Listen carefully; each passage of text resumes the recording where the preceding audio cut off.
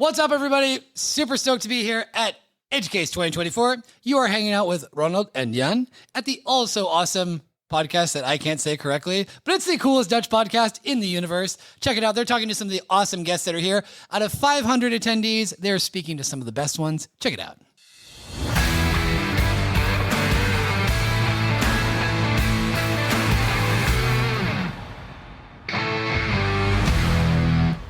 Welkom bij een nieuwe aflevering van de Nederlandse Kubernetes Podcast. De podcast over Kubernetes voor iedereen.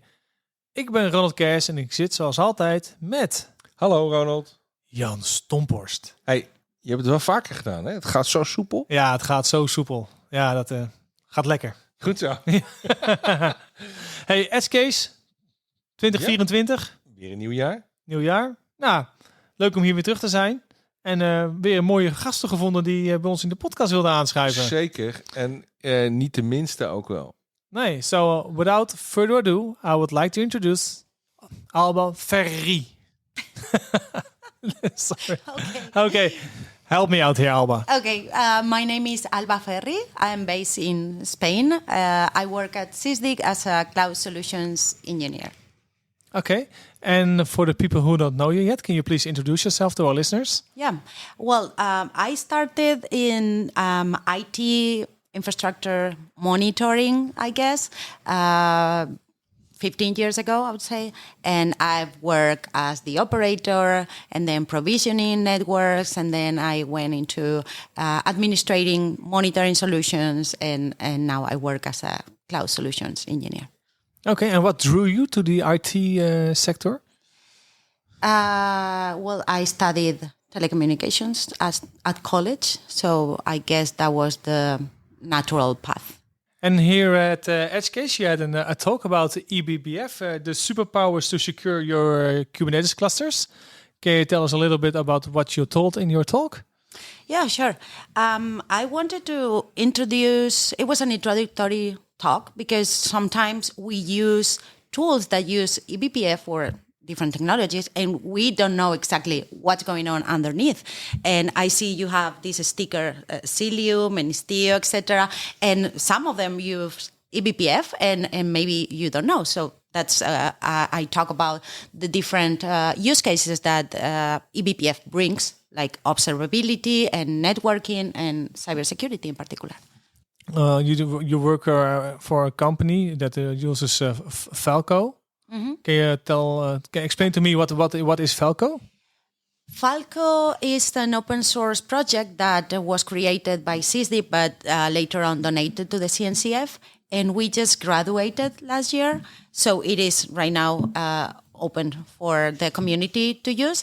And it provides runtime security for Kubernetes clusters, but that is like too limited because in reality, as I was explaining in the eBPF session, what eBPF does is to taps into all syscalls. So not only you can see Kubernetes events coming up, but also everything that happens into a host. And Falco, what does Falco do there in that? In Sysdig, you mean? No, in general. In general, because you say Falco is cybersecurity, but what is Falco then? How does it help us? Mm-hmm. Okay, well, Falco leverages eBPF to see all the syscalls happening in a Kubernetes cluster or host, and through a series of rules, you can match the different events that are happening and trigger alerts if something suspicious is happening. So, for example, if someone spawns a shell in a container that shouldn't have any other shell open, right? Mm-hmm. Or if someone tries to access a particular sensitive file that shouldn't be looking there, or if the container is trying to access to a specific URL that may be a C2 kind of address. So things like that. So is it different than Kyverno, like a policy engine? Where does it differ? I think Kyverno works with static files, with a static configuration. So Kyverno will scan for misconfigurations Yeah. in the code, and Sysdig is detecting things that are happening at runtime, not before runtime. Okay. And Falco is also using eBPF to see that. Correct. Yep. And what do you recommend if I install a standard Kubernetes cluster? Do you recommend to install Falco every time? Well, Falco is installed as a daemon set, so you have one Falco instance running per node. So you don't need to use sidecars, for example. One Falco instance, you will see all the syscalls that happen in your node. But also, if you have a better question, how much overhead is Falco? Well, I was just saying in my talk that eBPF doesn't impact your performance. In fact, I think is enabled by default in many servers because benchmarks show that it is not impacting at all. Maybe with some like super high overloaded servers or in those applications where you're using millions of packets per second, that could be a 2% overload. But normally it's unnoticeable. Cool. So you recommend to install everywhere on every node, even on the edge? Yeah, sure. I was saying some of the examples about using eBPF at the edge, and one of the most popular ones would be on these art installations that we're seeing lately, where you have, for example, Van Gogh pictures that may interact with the public, where you can, it can change his behavior depending on who is coming and going. So yeah, at the end, all needs security. And Falco is open source? Yes. So everybody can use it? And we're happy to have more people contributing. So great. Always good to have a shout out. Yeah. This is a great platform to do it. But Falco is a part of Sysdig. No. Sysdig is based on Falco. Okay. Yeah, it's not using the open source Falco because at the end, Sysdig is providing enterprise level kind of product. Okay. So we do more things that the Falco open source does. For example, in Sysdig, you can capture all the syscalls that happen a little bit after and a little bit before an event has triggered. So for example, if someone spawns a shell in a container, you can capture all the syscalls that got that identity to open the shell, and then capture what happened 15 seconds after. So that way you can really do forensics into what happened. Because if you just, kill the container, kill the pod, whatever, you don't really know how that end up being a threat, you know? And that can happen again until you don't understand what end up being there. Okay, cool. So if you have multiple Falco instances running, of daemon sets running, how do you collect all the data? Is it so? How do you see the logging? If there's an alert, I saw you in your talk. You talked about there's a container and something runs that is not Supposed to be there. Yeah. How do you collect the data so the system engineers know there's something happening there? Well, when I was speaking about that part, I also introduced Falco Sidekick. That would be like the Falco companion, the UI side of it, and that integrates with so many different tools that allows you to respond. Because Falco open source is small. that's what it does, and so it detects suspicious activity. But after that, you need to keep on, adding responses or next actions. So that you would use Falco Sidekick. With Sysdig, for example, it's something that we provide in the tool itself in Sysdig Secure. Okay, so you can automate the tasks that needs to happen when something is alerted, like kill the container, start a new one. Correct. Okay. But as with any open project tool, it needs to be done by yourself. Yeah. You need to You set put up the this by logic, yourself. Yeah. Because you can also do it with Amazon Lambda. You also talked. You can assign functions to do that part for you. Yep, correct. I was saying that you could send this suspicious event to Falco Sidekick, and then Falco Sidekick could talk to AWS Lambda. That Lambda would assign a particular label to that pod that may take it out of the application and spin up a new container that doesn't have that suspicious activity or whatever. So yeah. Yeah, okay.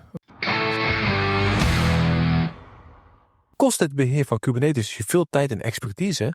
Maak kennis met ACC ICT. Zij ontzorgen je volledig met managed Kubernetes diensten op elke cloud. Gecertificeerde specialisten zorgen voor compleet beheer, 24/7 support en optimale beveiliging. Jij kunt je focussen op je core business, terwijl je Kubernetes-omgeving in betrouwbare handen is.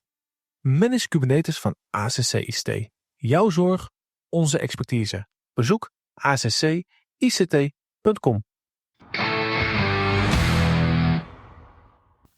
Do you recommend people to always use Sysdig or Sysdig is more the enterprise level, right? You thought, Yes. but Falco in any scenario, or do you say, well, maybe if you're like start using it from this size of a cluster or the I would say just the opposite. Don't use it from a big side of a cluster. Okay. Because it's going to be a little bit cumbersome like any other open source project, you know? Okay. You need to build your own integrations, etc., etc. I mean, the Falco community is growing and we have so many other integrations, etc., but still, I mean, it's not super enterprise readiness. So if you want to go on production or you want to run high availability clusters with many nodes, maybe it's not the best option. Okay. Yeah, then you have to do Sysdig. Of course. Yeah, of course, yeah. Now, if you install Falco, does it have a standard set of rules already, or do you have to put in your own rules? No. It has a standard set of rules, and that's why I was telling that anyone can contribute and add more rules, and they can become standard rules as well. So the set of rules are always growing. That's awesome. So we can add our own rules to the rule set. There's some people checking those rules properly, because otherwise I can make awesome rules nobody uses. That are super customized for your environment. Yeah. I can do that. But and then Falco runs on every node in the cluster because it's a daemon set, and then Falco Sidekick that runs as a one. Or Yeah, I think one in general. Yeah, and one, and that it's not high available. Oh, you don't know. Oh, we'll find out. We'll find out. And that drives your automatic reaction on Falco, and then you have to make your own workflow of response. Yeah. Action to respond. So you have to do a lot of work on the scenarios. You have to think about the scenarios. So you install Falco, it responds on things, and then you have to think about your scenarios. What trigger you're gonna react on. Correct, and that is not like a bad idea. Meaning that sometimes, and that happened also when I was working at monitoring. You will come and say, hey, can you monitor whatever, an SQL database or this type of instance, etc. And I always ask, what do you want to monitor? I mean, there's a standard monitoring, but what do you need? What are you going to use that monitoring metrics for? The same with security. Can you secure this? I mean, I can secure like the standard, but your environment is very specific to your stuff. So you need to own your application and understand how it is going to behave and what you want to do next with it if something happens. Okay.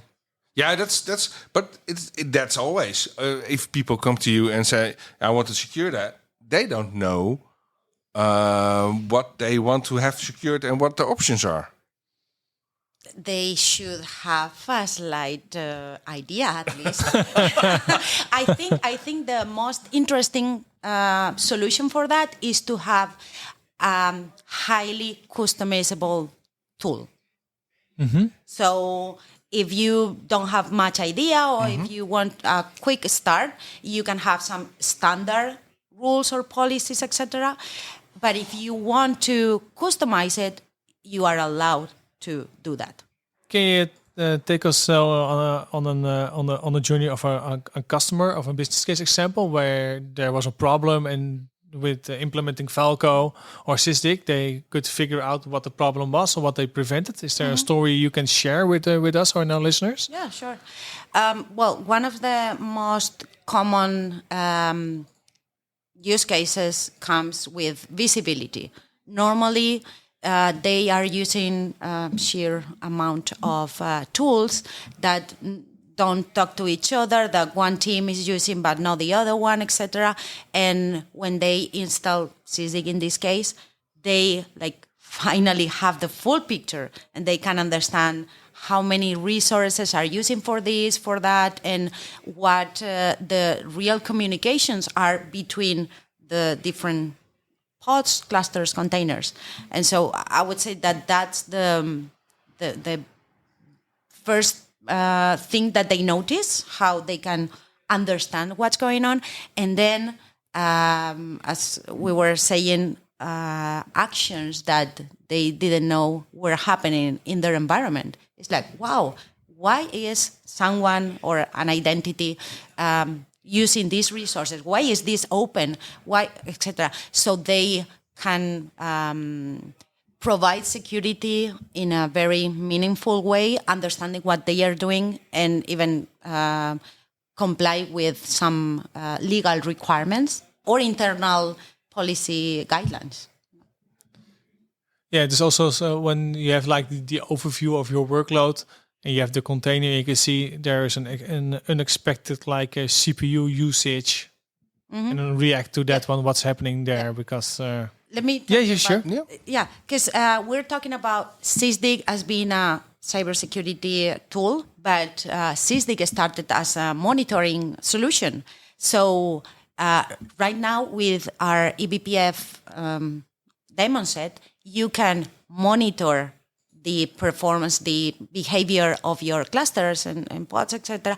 And also you can prevent or react to security events, because we came out to this idea after we realized, or everyone knows this, that in many occasions, strange behavior of your workload means that you're being attacked, right? So it makes total sense to have both of the worlds together.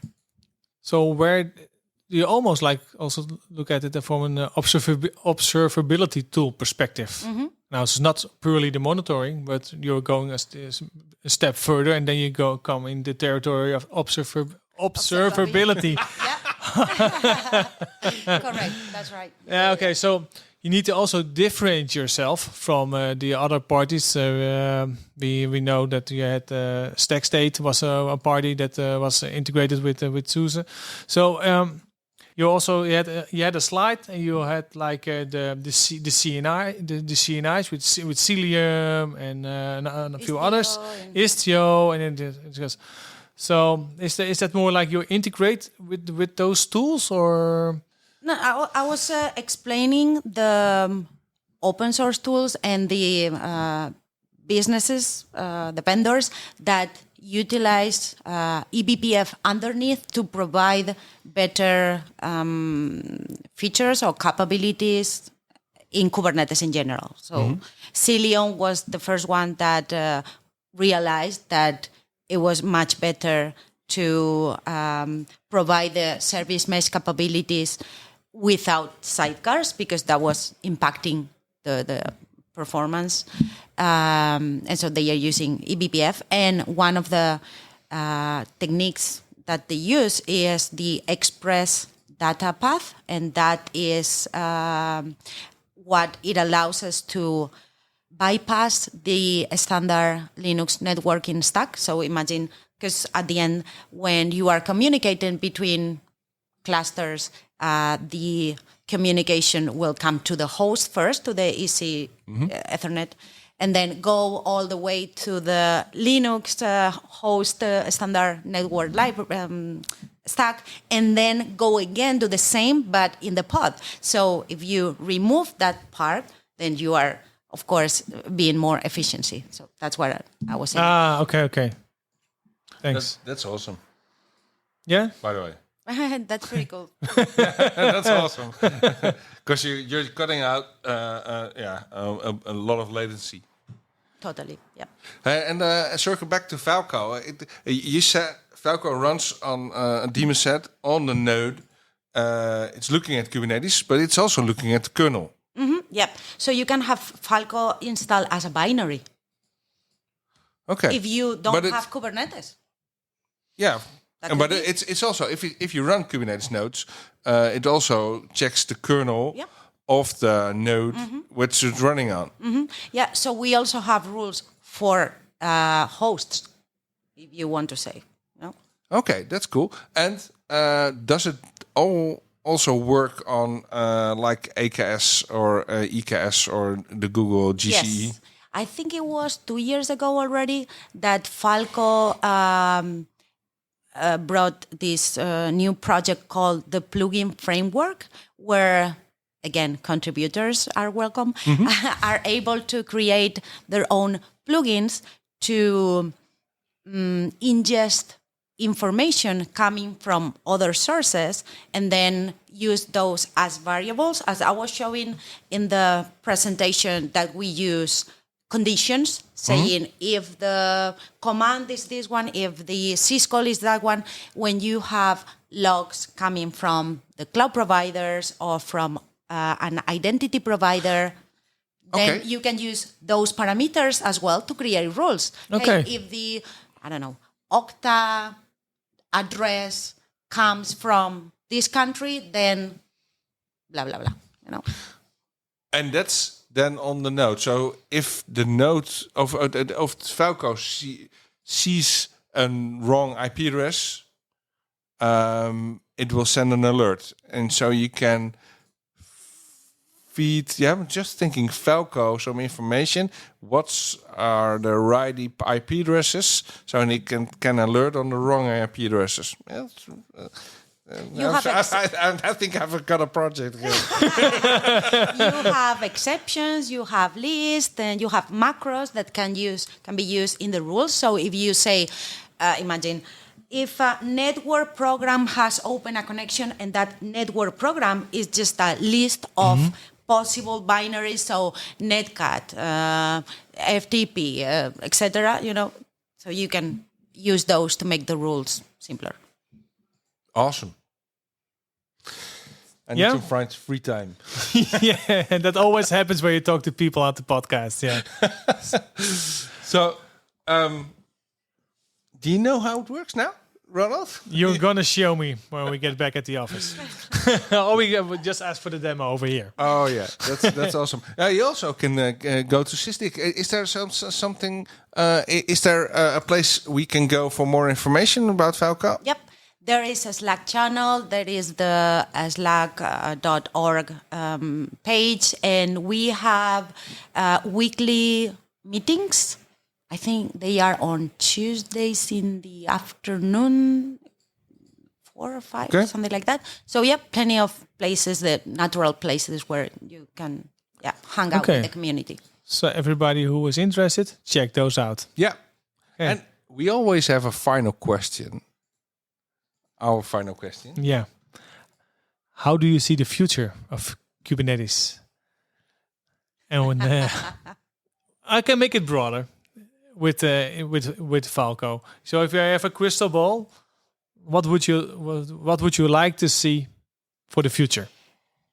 I've been thinking about this previously, in the sense of, remember when we had VMs and everything was VMs, and you never thought that something could come and replace VMs. But now we have Kubernetes, and it's like gaining traction everywhere. And I cannot think of a world without Kubernetes, but maybe it will be another crazy project that comes out and you forget about Kubernetes. So I'm not that sure, but That's a new podcast. That's a new podcast. I know. But I don't know. For now, I Things get smaller and smaller and smaller, right? So maybe people will figure something out. Cool. always do. So thank you very much You're welcome. for your time.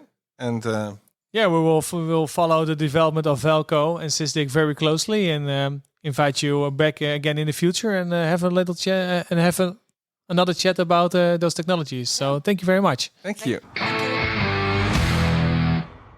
Deze podcast is een initiatief van ACC ICT en wij zijn te beluisteren op onze website k8spodcast.nl via Spotify, Apple en alle andere favoriete podcastproviders.